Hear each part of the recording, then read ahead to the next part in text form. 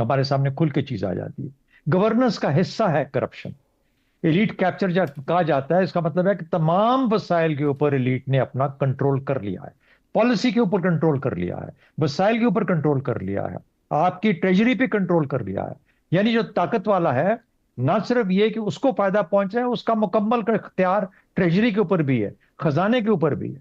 तो जब इस किस्म का मामला होगा, और उसकी अपनी मिलें भी हैं, वो मिलें चलाता भी है, वो उसकी फैमिली बिजनेसेस के अंदर भी काम करती है। और वो कहता है कि शुगर इंडस्ट्री के जितने लोग हैं वो सब इस वक्त सियासत के अंदर बैठे हुए हैं, वो इसलिए वो कोई फैसला इस किस्म का करते हैं, पॉलिसी जो कि उनको। तो दो किस्म के एलिट्स की जिक्र किया।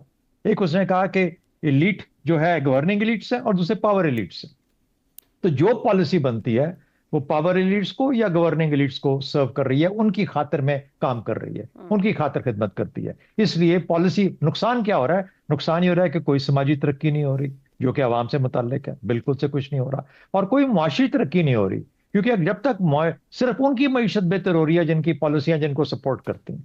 तो ये तो हो गया बुनियादी प्रॉब्लम जो हमारा है।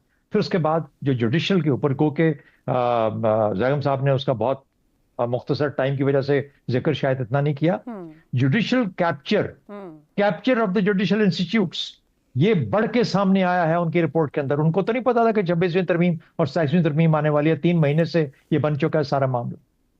और चूंकि वो मामला है, इसलिए कोई दुनिया में आपके ऊपर यकीन करने के लिए तैयार नहीं है। और ये हमारे मेरे ख्याल में खुल के चीजें सामने आ गई। अब अगर आप जुडिशरी भी आपके काबू में है, हुकूमत भी आपके पास हम्म। है, हम्म। खजाना भी आपके कंट्रोल में है, आप ही हैं जो पार्लियामेंट में बैठे हैं, आप ही हुकूमतें चलाते हैं, आप ही पावर एलिट्स हैं, तो फिर उसके बाद तो तमाम का तमाम निजाम आपके हाथ में है ना। हम लोग तो टुकड़ों पे भी नहीं बैठे हुए। हमें तो वो जो कहते हैं कि जो जो गिरते हुए टुकड़े बच जाते हैं, वो भी नहीं